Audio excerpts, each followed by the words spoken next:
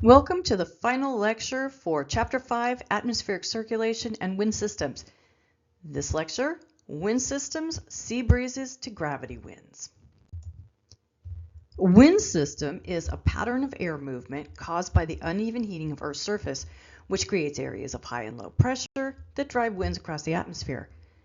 These systems can vary in scale from local breezes to global wind patterns. And we know that geographers are all about scale. This figure from your book shows you the spatial and temporal scales of wind systems.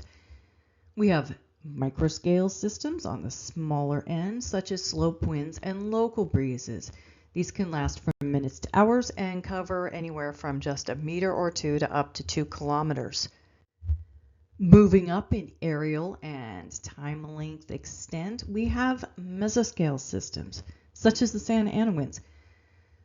These systems can cover several hundred kilometers and last for days to weeks. And then finally, we have synoptic scale systems, like the Asian monsoon, that last for months and can span thousands of kilometers or more.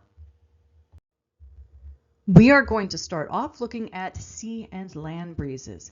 Sea and land breezes fall into a category of wind systems that we call diurnal wind systems. These are winds that follow a regular pattern of flow throughout the day, typically due to temperature differences caused by solar heating of the Earth's surface. In the case of sea breezes, and remember that we typically name winds by where they came from.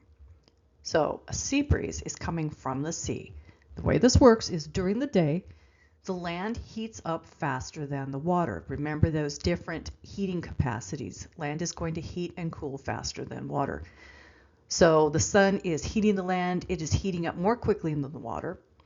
This is causing a low pressure over land and higher pressure over the relatively cooler ocean or lake. We can also have lake and land breezes. So over the water, we have higher pressure during the day. This is causing our winds to blow from water onto the land. That is our sea breeze. The reverse is true at night. At night, the land has cooled much more quickly. And the wind reverses because now the ocean, or that body of water, is warmer than the land surface.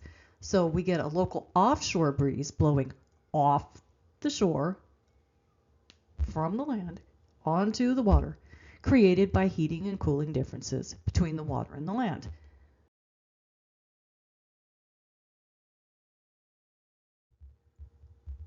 The intensity of sea and land breezes tends to be most pronounced in the tropics, but they tend to form most often in the mid-latitudes. And the reason for this is they are most pronounced in the tropics because the temperature difference between land and sea is more extreme due to that more intense solar heating that's received in the tropics. This leads to stronger pressure differences between land and ocean and thus more noticeable winds. So they're going to be stronger. At the mid-latitudes, however, the temperature contrast between the sea and the land is a little less extreme, but the sea and land breezes form more often because there's just more varied seasonal and daily temperature changes in the mid-latitudes, which helps create those necessary pressure differences.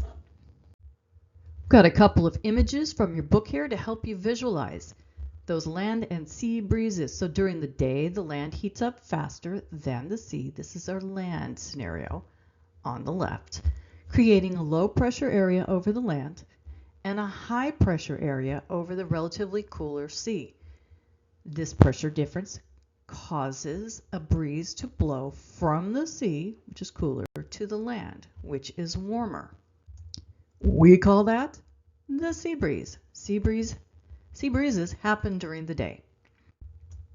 At night, the land cools more quickly than the sea, reversing that pressure difference. The cooler land creates higher pressure, and the relatively warmer sea creates low pressure, causing the wind to shift and blow from the land to the sea, forming a land breeze.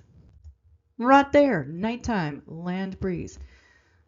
So what we've got going here is our diurnal evolution of land and sea breezes. Sea breeze during the day, land breeze during the night. And I have a nice animation showing this linked at the bottom here. This animation's on YouTube. I would suggest that you take some time to go watch it. Put the speed on like 0.75% maybe, or 50% to slow it down, and put it on a loop and just watch it a couple of times so that you get the idea of how those breezes move and change between nighttime and daytime. Next, we're going to look at monsoon wind systems. Monsoon wind systems are like land and sea breezes on steroids.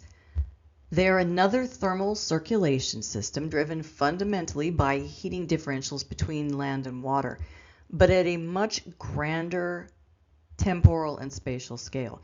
These are synoptic-scale winds, much, much larger. They affect a much larger region, and their reversals of wind are not diurnal. They're not daily. They are seasonal. They occur over the course of a year. So for an official definition, monsoon winds are a seasonal reversal of winds characterized by summer onshore airflow and winter offshore airflow. Monsoon wind systems affect several places across the face of the earth. We have the African monsoon, the Australian monsoon, the South American monsoon, the North American monsoon, the East Asian monsoon, and the Mac Daddy of them all, the Southeast Asian monsoon. This is the one that we are going to focus on here. Once again, just for emphasis, a monsoon wind is a seasonal reversal of winds. Almost like that might be a question on your exam or something. Anyway, the Southeast Asian monsoon happens over the Indian subcontinent. It is characterized by moist air flowing onshore in summer from the oceans toward the land, bringing very, very heavy rainfall. In the winter, this flow reverses with dry air moving offshore from the land to the sea, creating a much drier season. Flow over India and that whole region there is driven by several key factors. First, there's the position of the ITCZ. We learned in the last lecture that the ITCZ shifts seasonally, affecting wind patterns and precipitation patterns. In summer, that ITCZ is going to shift further northward and is going to allow warm air to come up further northward, and that's going to draw some of that moisture from the surrounding oceans with it over the Indian subcontinent. Secondly, the presence of the Tibetan Plateau and the Himalayas contributes to orographic uplift. Remember that wind flow over mountains. It's going to force that air, incoming air from the ocean upwards, and it's going to enhance rainfall. And then finally, there is the basic seasonal heating and cooling of the Indian landmass that also plays a vital role in driving these wind patterns. In summer, the landmass, and it's a very large landmass, is much warmer than the surrounding ocean. It creates a very large low-pressure system. That air rises up off the Indian subcontinent, and the relatively cooler air over the ocean rushes in to replace it, bringing a lot of moisture with it. In wintertime, the pattern is reversed. It gets very, very cold, thanks to that Tibetan Plateau and the winds blowing off of it in winter, and the ocean is relatively warmer. Therefore, the low is over the ocean, the high is over the land, and the winds will blow off the land away, blowing any moisture that is there over the land away and over the ocean, leaving it very dry in winter. As a result, the monsoon region experiences a really distinct climate. Once again, during the summer, the region is typically warm and very rainy with heavy monsoonal rains, while in winter the season is much cooler, much drier, because those winds are shifting offshore and that moisture decreases. We can see this in the image here from your book. This is showing the monsoon season in summer on the left, winter on the right. In summer, the ITCZ draws that air north, shown in the red arrows there, from the Indian Ocean, and this humid onshore airflow brings summer rains. In winter, on your right, the air flows away from that Siberian high pressure center. That is one of those semi-permanent pressure centers that we mentioned in the last lecture that hovers over central Eurasia, and as a result, dry offshore winds develop.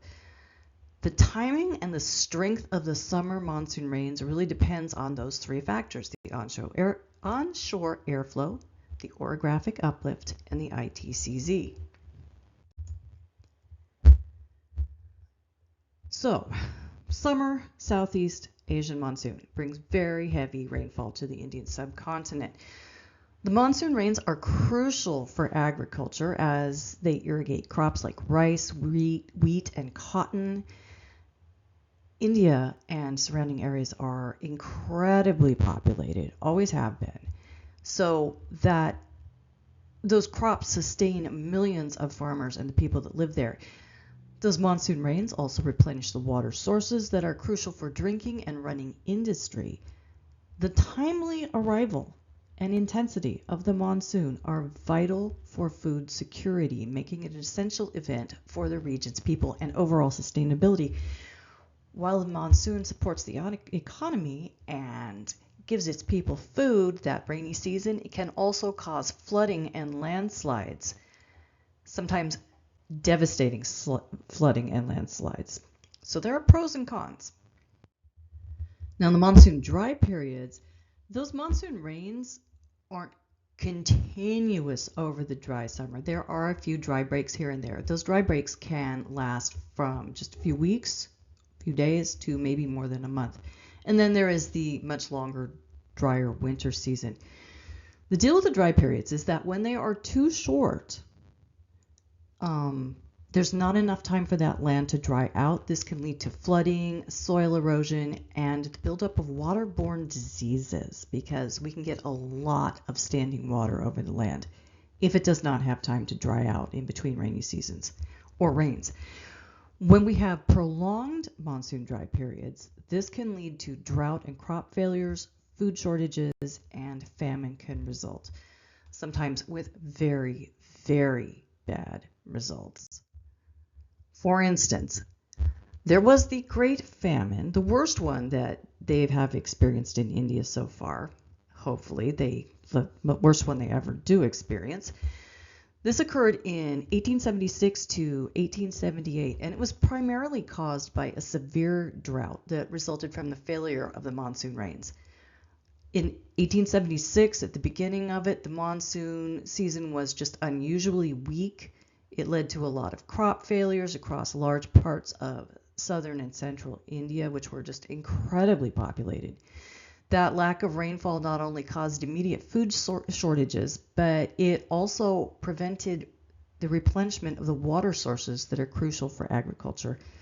As those crops failed, famine conditions worsened, and the region faced really widespread hunger. Unfortunately, in addition to what was going on with the monsoon, India was under British colonial rule at that point, and the British colonial policies that were being upheld there, including the export of grain and the lack of effective famine relief, really exacerbated the crisis.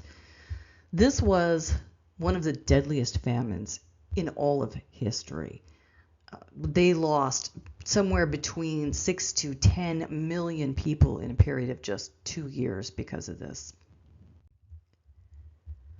So in summary, the Southeast Asia monsoon is a dynamic system driven by the seasonal movement of the ITZ, CZ, the geography of the Himalayas, and the temperature contrasts between land and ocean.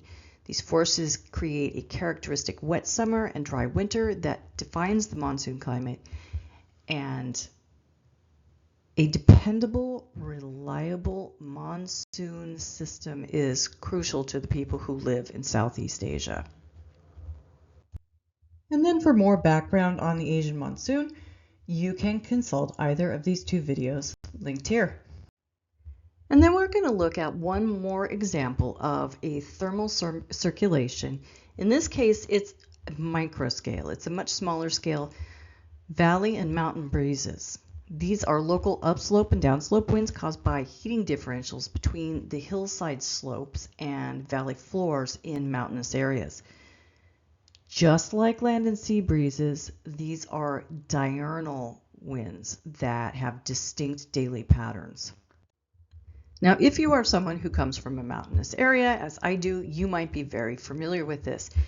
If you are not somebody from the mountains, but you've ever been camping in the mountains, you may very well have experienced this valley and mountain breeze phenomena.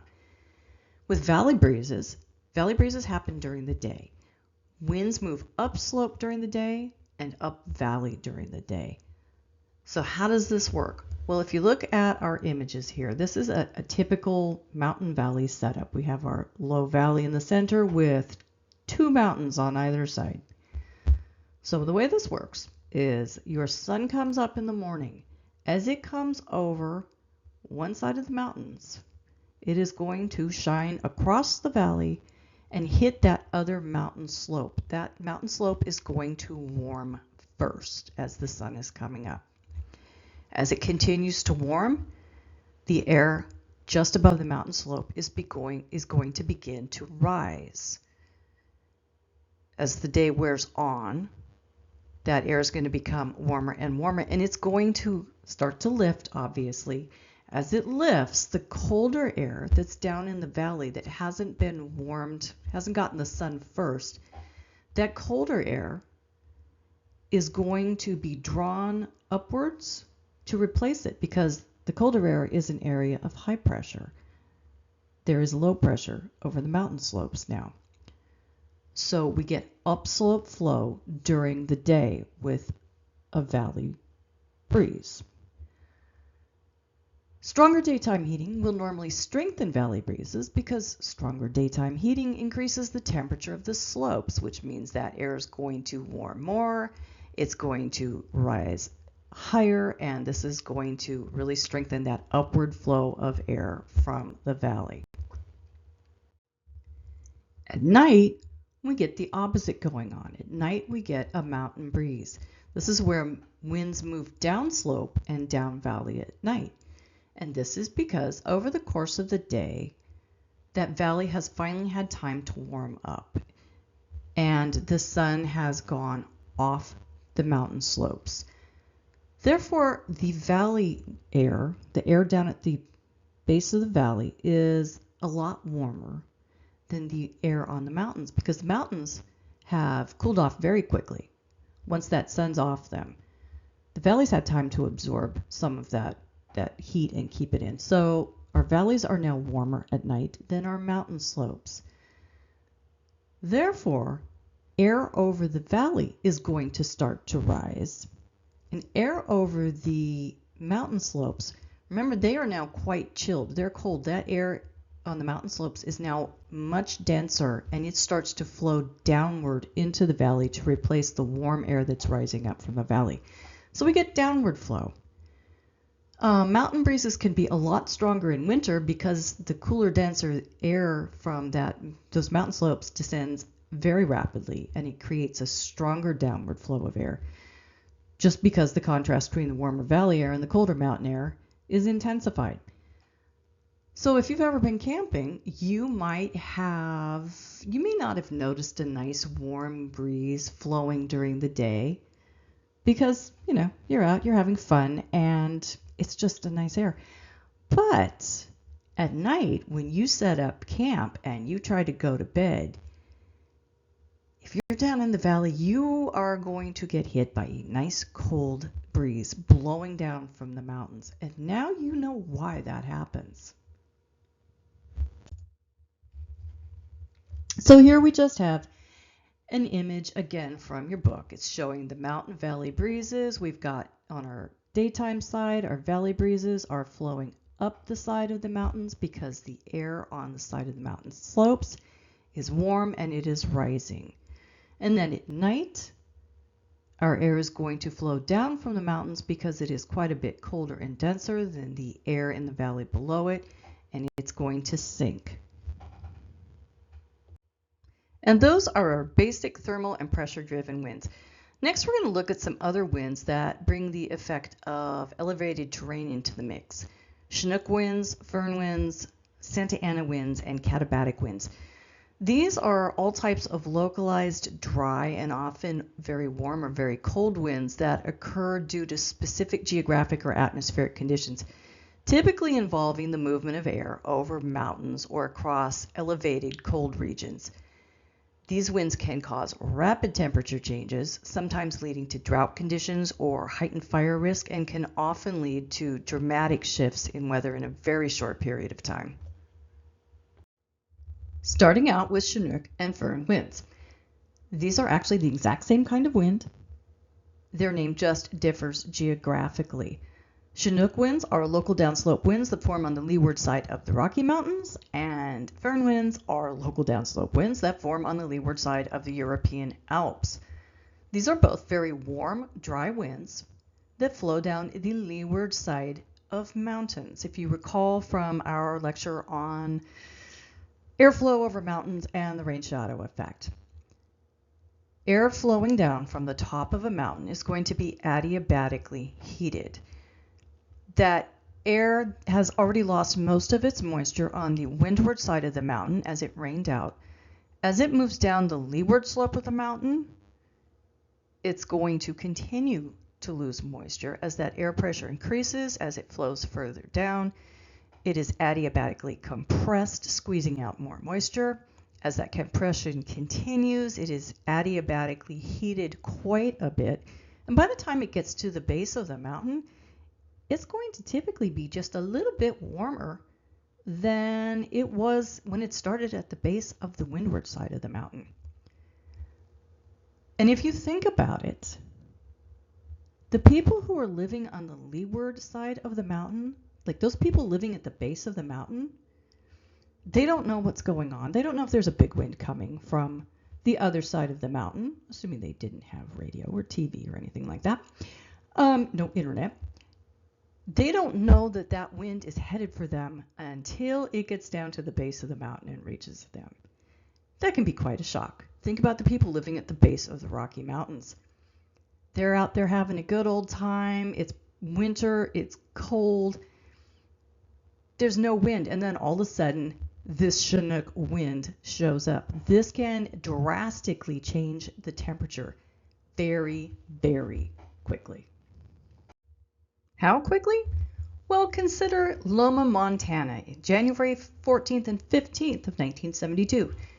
The temperature in Loma warmed from negative 54 degrees Fahrenheit to 49 degrees Fahrenheit above zero in just 24 hours. That's a 103-degree temperature rise. This set a record for the largest 24-hour temperature change in all of U.S. weather records. That's a darn big temperature difference over 24 hours, but at least they had the course of the day to kind of adjust. Consider the case of Spearfish, South Dakota. Residents there bundled up to get the newspaper at 7:30 a.m. on January 22, 1943, with the temperature at a frigid minus 4 degrees. Just 2 minutes later, the frigid air was not so frigid anymore. The temperature had shot up to 45 degrees. That's right, a temperature increase of 49 degrees in just 2 minutes. But wait, that's not the end of this wild morning weather story, because after the temperature climbed all the way to 54 degrees by 9 a.m., it then proceeded to crash down 58 degrees in 27 minutes back to the minus 4 degrees it had started at that morning. You can refer to this image from your textbook, showing you how warm Chinook and Föhn winds form as that air flows up, over, and back down the leeward side of a mountain range. If you'd like to learn more, I also have a video linked here at the bottom of the slide. It will be in the description under the YouTube video if you're watching this on YouTube, and as always, I will have that link up on the helpful videos list on Moodle. Do note, however, that in the video they say that the Santa Ana winds are Föhn winds. They are not. What are they? Let's find out. Santa Ana winds have three different things going on. Besides the pressure gradient between an area of high pressure and an area of low pressure, and the adiabatic compression that's going to happen when air flows down a mountain, that adiabatic compression is also going to cause that air to become denser, and that is going to allow gravity to take over. The Santa Ana winds are gravity flow driven winds. So this is how this works. They occur in Southern California and Northern Baja California. What happens is these winds originate in the Great Basin in Nevada and points eastward. If you are not totally familiar with the Great Basin, it is essentially a giant high elevation desert. In winter, it becomes very, very cold. This creates very high pressure over the Great Basin. Meanwhile, over in Southern California, that pressure is a lot lower because it's close to a relatively warm ocean and it is lower elevation. So what happens? These high winds that originate in Nevada over the Great Basin flow over the mountain range that separates California and Nevada.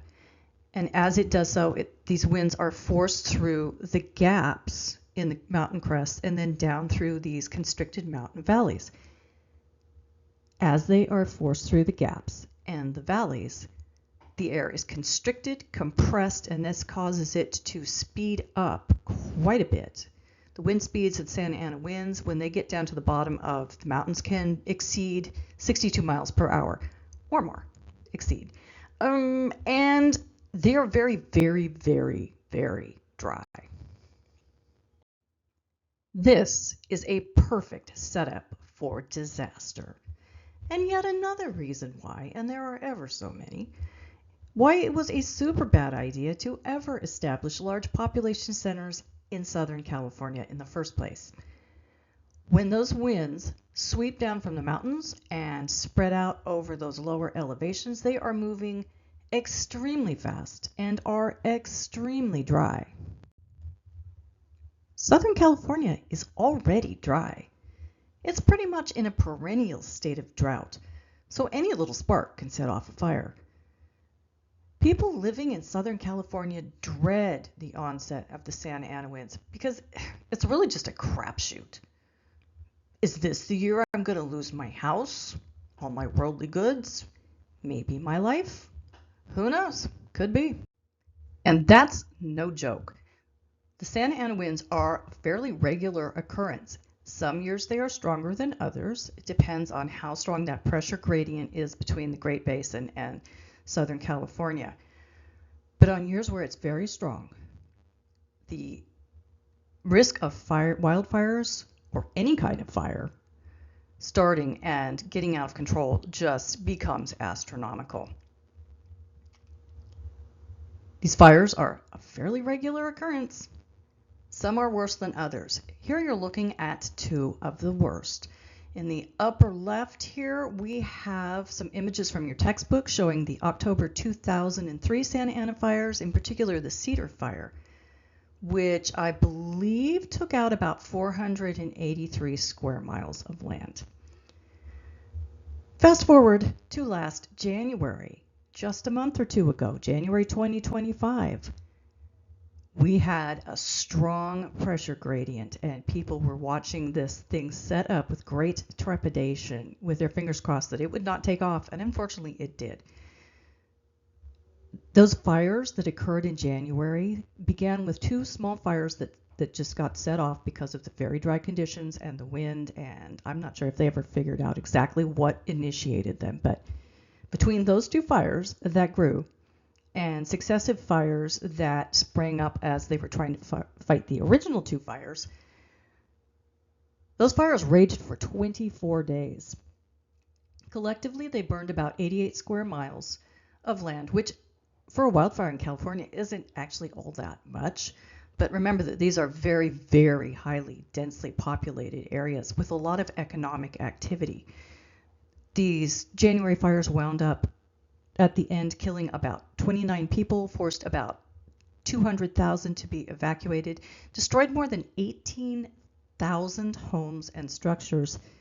And the estimates are still kind of coming in, and there's a lot of variation, but between the initial loss and the economic loss, there's an estimated $94 to $300 billion in damages caused by these fires. So,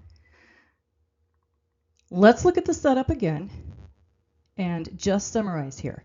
High pressure over the Great Basin is going to cause winds to move from the Great Basin over the California mountains, get funneled down through the gaps in the mountains towards an area of low pressure over Southern California. That's what gets those Santa Ana winds blowing. And look, here it is again with your high and low pressure marked in different colors, highlighted colors, bolded colors.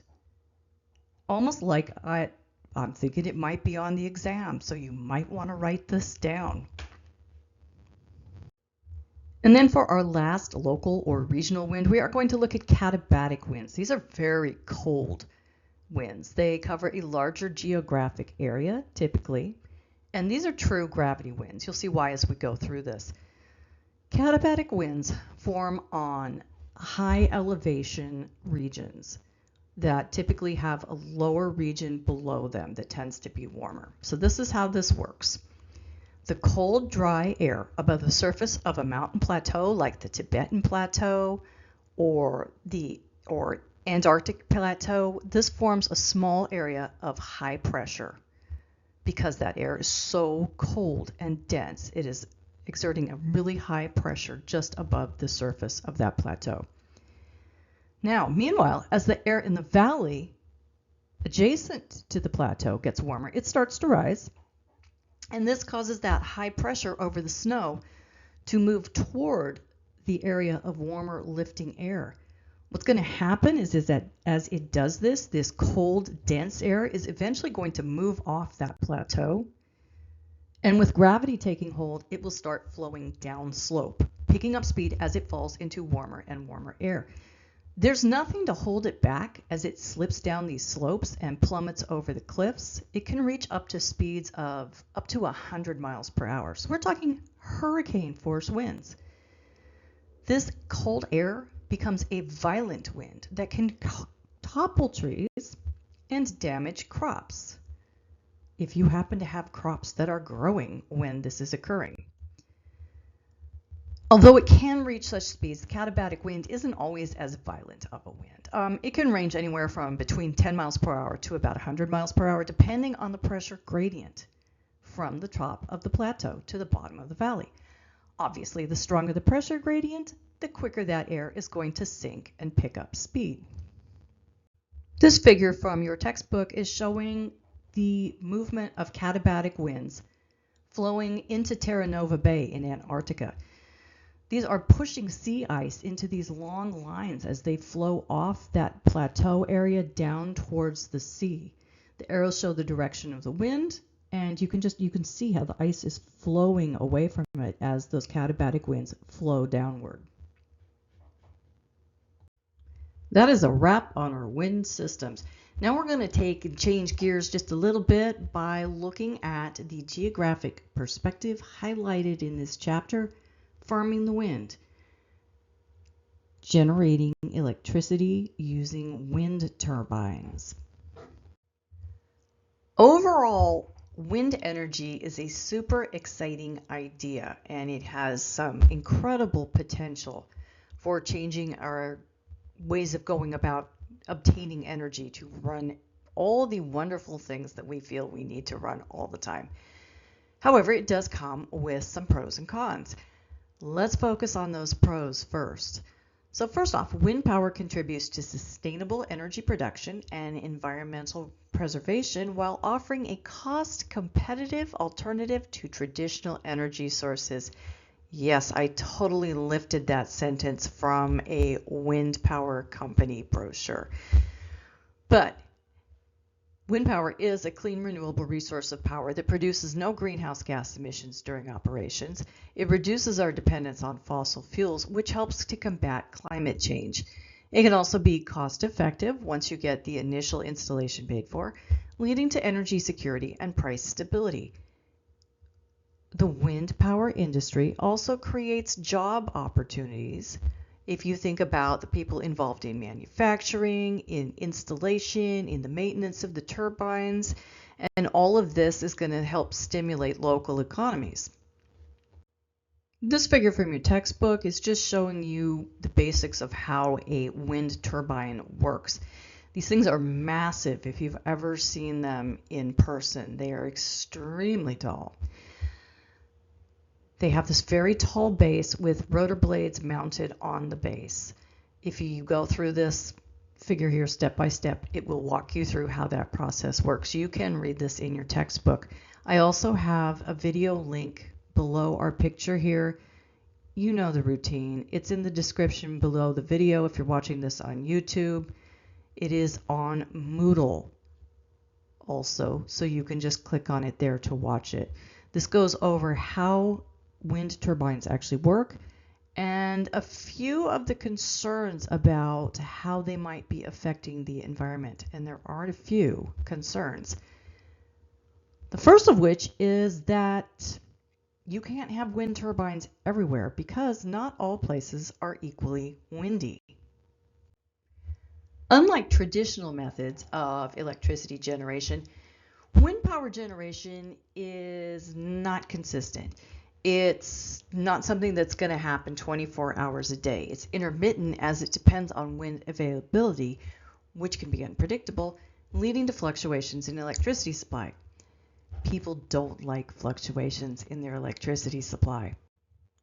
For consistent, reliable wind power generation, you need consistent, reliable winds. In the U.S., the consistently fastest winds occur in the Great Plains. However, populations can be very low here, and the demand for energy is also low. So we can just generate a ton of wind power electricity in the Great Plains, but there just aren't that many people to sell it to.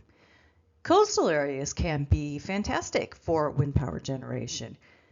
If you find just the right coastal areas, you need to kind of find a sweet spot that has abundant wind resources, it has the right terrain. So finding the right place can be kind of geographically limited.